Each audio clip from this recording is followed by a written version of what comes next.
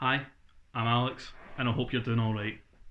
I was meant to be doing a comedy show at the Stand in Glasgow on the 21st of April, but it seems that COVID 19 has no respect for my budding comedy career. So I decided to make this video and show you what I've been working on, and hopefully give some of you a few laughs. So I work in a call centre, which is ironic because I've spent most of my life and a considerable amount of effort trying to avoid talking to people. When I'm picking a fast food restaurant to go to, the number one thing I look for is a kiosk where I don't need to talk to someone, because I'm one of these people that when forced into a situation where I have to talk to someone, I make decisions that are completely against my own self-interest. For example, I went to a restaurant once. It was in Falkirk. I think it was in the process of refurbishing. Okay, so I have my order. The waiter comes over, goes, "So what would you like to eat?" I go, "I'll have the steak pie, please." All right, and he goes, "Oh, I'm sorry, we're out of steak pie at the moment. Is there anything else you'd like?" And being a man who does not like dealing in social interactions, you'd best be right I had a fucking second choice ready. Because this is the kind of planning I require to deal with normal human interactions. So I say, right, that's fine. I'll have the mince and ties. He turns around to me and he says, "I'm really sorry, we don't have the mince and ties in. You'll have to pick something else." And at this point, I'm fucking reeling. My life has been thrown out the window. I do not know what's going on. In hindsight, I'm incredibly annoyed that something that was claiming to be a professional kitchen could not whip me up mince and tatties. If there is a simpler dish out there than meat that has been punched repeatedly with potatoes that have been smashed repeatedly, you'll have to tell me. Alright, so at this point I'm panicking. I'm looking at the menu and I'm like, alright, and I point at the first thing I seen. It was a Caesar salad, right? Now, evidently, on the evidence presented in front of you, I have never eaten a Caesar salad in my life. And I am very disappointed in this waiter for not questioning my decision to have a fucking Caesar salad, right? And I'll tell you what, I did not start eating Caesar salads that day. The thing came out, it had fucking crunchy bread on it or some shit. I think they're called croutons, right? That got left.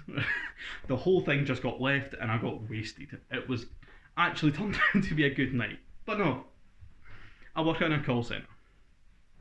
And even more than that, I work in credit complaints for a call centre, which means I deal with stupidity which has been hitherto unseen outside of the Love Island villa. Alright? For example, I had a man phone in once, alright? And he says, his complaint is, "I find your statements hard to read."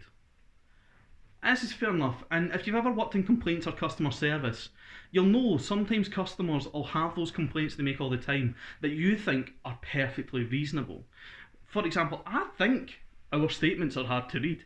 I think they're specifically designed to miss out information and fuck over people who can't afford to be fucked over. But I can't say that. I have to be the voice of the company, alright? Which is difficult for me because I like being a nice guy, but the guy's got no chance here. Alright? So I get on the phone with him, I'm talking to him.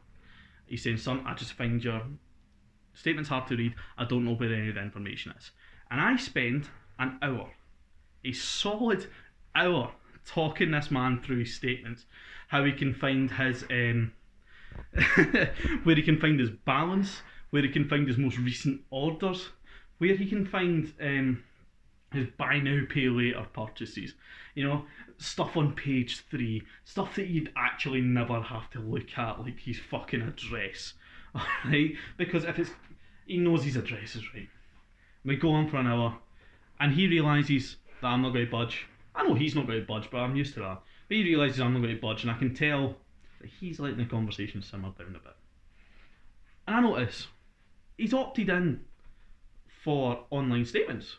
Alright? So I think I'm going to help this guy out a bit though. I say, So, I'm sorry. We're at a point now where we're going around in circles. But what I can do is I can see that you're opted in for online statements. What I can do for you is I can set it up that from this point onwards you'll receive paper statements. So at the very least, you have a paper copy of our statements to refer to. And he goes, that won't be any help, sir.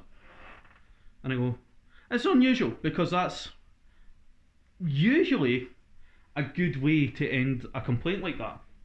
It kind of doesn't really help, but it makes people think you've tried, you know? So I was very surprised that he said that wouldn't help, and I said, why not, sir? And I swear to God, his reply, son, I'm blind.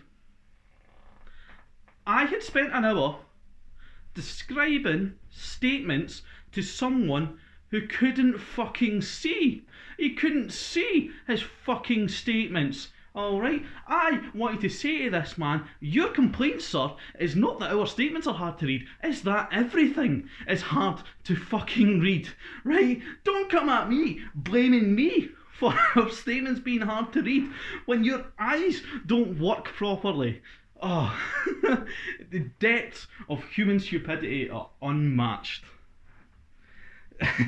So that was my set I was going to do at the Stand in Glasgow. If you want to come see it, if it's still on, it'll be on the 21st of April at Red Raw. Thanks for your time. I hope I gave some of you a laugh.